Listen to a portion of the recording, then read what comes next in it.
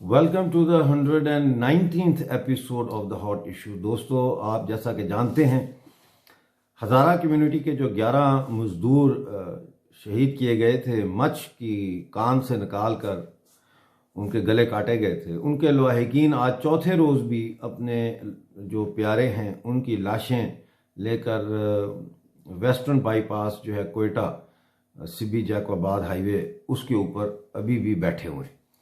आज 4 दिन हो गए, दिन रात बैठे हुए हैं और शदीद सर्दी है। यानी कोयटा की सर्दी जो है वो हड्डियों तक पहुंचती है, बहुत सर्दी है, लेकिन वो लोग बैठे हुए हैं। और कल आप जैसा जानते हैं, शेख रशीद वहाँ गए थे जो कि इंटीरियर मिनिस्टर हैं, और उन्होंने उनकी इस वादे पे यकीन करने से साफ इनकार कर दिया कि तहकीकात की जाएगी और गिरफ्तारियाँ होंगी। उन्होंने कहा हम आपकी बात मानते ही नहीं हैं।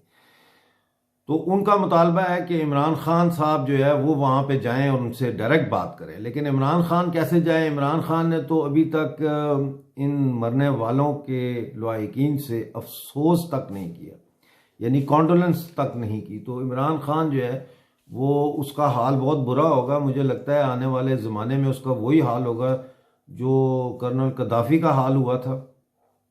और ये इसका हाल जो है गवर्नमेंट जो मिलिट्री इस्टेब्लिशमेंट है ये खुद करवाएगी, और वो इसलिए करवाएगी इसका बुरा हाल ताकि लोगों की तवज्जो मिलिट्री इस्टेब्लिशमेंट के तरफ आने के बजाय वो जो गम गुस्सा है वो इमरान खान पे निकल जाए। बहरहाल सोराब बलूचिस्तान में एक बाप और बेटा जो है वो पिछले हफ्ते अगवा कर लिए गए पाकिस्तानी मिलिट्री की जानिब से, और उसकी वजह से जो है वो काफ़ी इलाके में खौफ हरास है, और जगह जगह चप्पे चप्पे पे जो है वो फ़ौज ने नाके लगाए हुए हैं, और दर्जनों अफराद को कई कई घंटे उन नाकों पे रोका जाता है और उनकी तफ्तीश होती है और उनको तंग किया जाता है।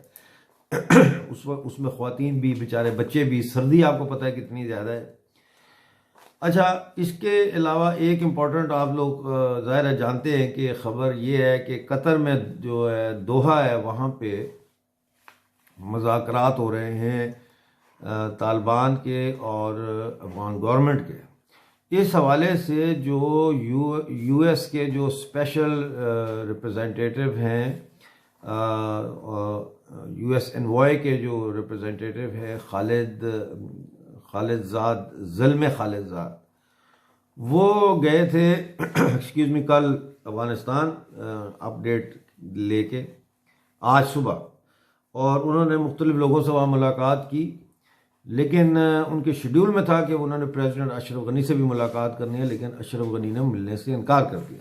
तो ये इसका मतलब है कि अफ़गान पीस प्रोसेस में काफ़ी टेंशन्स मौजूद हैं, जिसकी हम पहले भी पेशन गोई करते रहे कि ये अफ़गान मुज़ाकरात जो है इनका कोई नतीजा नहीं निकलेगा, ये दहशत गर्दी जारी रहेगी, क्योंकि इस दहशत गर्दी को कायम कर रखने में पाकिस्तान और उसकी एजेंसियों का कलीदी किरदार है। वो स्टेक होल्डर हैं इसमें, और जब तक अफगानिस्तान मुकम्मल तौर पर पाकिस्तान के आगे घुटने नहीं टेक देता और अपने आप को भारत से दूर नहीं कर लेता, और भारत के जो प्रोजेक्ट चल रहे हैं उनको बंद नहीं कर देता और उनको रिप्लेस नहीं कर देता चाइना के प्रोजेक्ट से, ये दहशत गर्दी चलती रहेगी।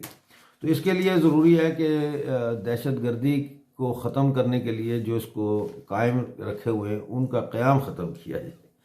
बहरहाल मैं आपको ये बताऊं कि बलूचिस्तान में यूनाइटेड बलोच आर्मी जो है उन्होंने बताया है कि कल शाम को 5 बजे उनके कर्मचारियों ने जुम्प में के इलाके में बॉर्डर पर बाढ़ लग रही है ना, जो वो बाढ़ लगाने वाले जो है वो आर्मी के हैं, फ्रंटियर वर्क ऑर्गेनाइजेशन के लोग हैं, उन पर भारी हथियारों से हमला किया, जिसके नतीजे में काफ़ी पाकिस्तानी फ़ौजी हलाक हुए हैं और काफ़ी ज़ख्मी हुए हैं। लेकिन अभी एग्जैक्ट उनकी जो है फिगर नहीं आ रही, क्योंकि वो लाशें उठा के ले गए हैं, तो इसलिए जो कर्मचारी हैं वो देख नहीं सके कि कितनी लाशें गिरी। इसी तरह डेरा भुगती जो है वहाँ पे पाकिस्तानी जो साम्राज्य फ़ौज है उसने अपना ऑपरेशन का दायरा फैलाया है, और उस दायरे को फैलाते हुए उन्होंने 6 अफराद को वहाँ से अगवा करके तो नामालूम मकाम पर जो कायम टॉर्चर सेल है वहाँ पर उनको मुंतकिल कर दिया। तो ये बलूचिस्तान की कुछ ख़बरें आपके लिए मैं लाया था। अब चलते हैं गिलगित बल्तिस्तान। गिलगित बल्तिस्तान में, गिलगित में और हुंजा में जो है वो गिलगित और हुंजा में मुजाहरे हुए हैं। जो लड़का कराची में गिलगित का हुंजा का जो मारा गया ना परसों, सुल्तान, वो स्टूडेंट था और काम भी करता था। तो वो दुकान से वापस रात को आ रहा था, पेट्रोल ख़त्म हो गया, वो धक्का देते हुए अपनी मोटरसाइकिल को लेके जा रहा था कि पुलिस ने उसके ऊपर अंदर फायरिंग करके उसको मार दिया। तो वहाँ पे हुंजा में और गिलगित में उसके वाक़े के ख़िलाफ़ सख्त जो है वो मुजाहरे हुए हैं और शराय कराकुरम को ब्लॉक कर दिया उन्होंने हज़ारा कम्युनिटी के लिए जो मुजाहरा था उस दौरान। और उन्होंने ये सवाल किया है कि ये क्या वजह है कि हर दफ़ा एक ही कम्युनिटी को टारगेट किया जाता है। स्कर्दू में जैसा कि आप जानते हैं जो टेम्परेरी एम्प्लॉयज़ थे उन्होंने दोबारा एहतजाज किया है और उन्होंने फाइनल कॉल दे दिया। उन्होंने कहा है कि देखें, परमानेंट एम्प्लॉयज़ एक्ट जब पास हो चुका है 6 महीने से, तो आपने अभी तक एक मुलाजिम को भी परमानेंट नहीं किया। तो अगर 9 जनवरी तक आपने ये इस एक्ट को इम्प्लीमेंट ना किया तो फिर जो है वो पूरे पाकिस्तानी मकबूजा गिलगित बल्तिस्तान में मुजाहरों का सिलसिला शुरू किया जाएगा।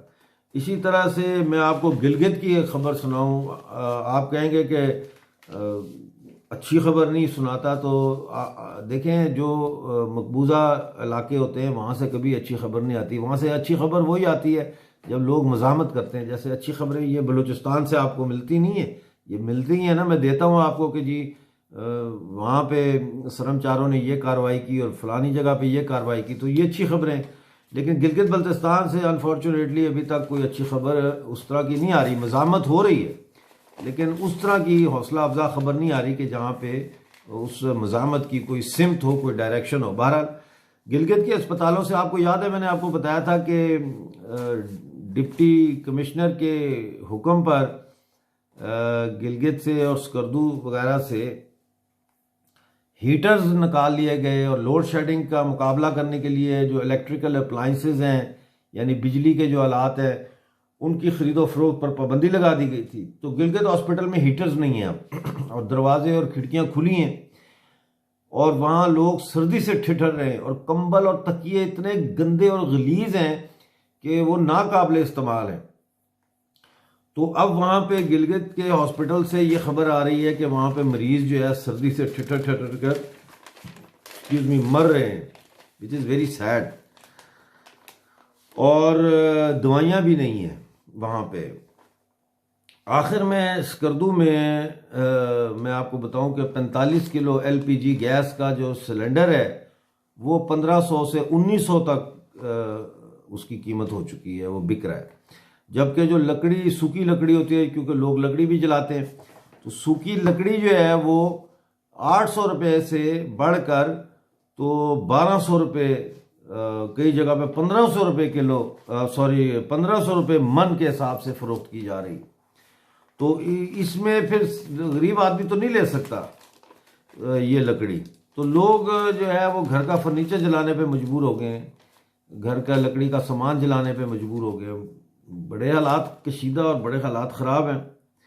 तो इस हवाले से अवामी एक्शन कमेटी जो है उसके जो वाइस चेयरमैन है मसूद रहमान, उन्होंने कहा है कि गिलगित के मसाइल के हल के लिए ये जो फ्राइडे आ रहा है इस पे मुजाहरा किया जाएगा और इस मुजाहरे के बाद देखेंगे और उसको हम आगे भी बढ़ाएंगे। दोस्तों, थैंक यू वेरी मच। आप लोगों ने मेरे यूट्यूब चैनल के सब्सक्राइबर्स में काफ़ी इजाफा किया है, लेकिन मज़ीद इजाफे की ज़रूरत है। उसको फैलाएं, हमारा मैसेज फैलाएं और देखते हैं फिर कि कहाँ तक बात जाती है और किस तरह से हम पाकिस्तान की ग़ुलामी से सब मिलकर मनसूल कौम आज़ादी हासिल करते हैं। और ख़ास तौर पे हम लोग जो जम्मू से ताल्लुक़ रखते हैं और गिलगित बल्तिस्तान से ताल्लुक़ रखते हैं, हम कब भारतीय यूनियन का हिस्सा बनते हैं।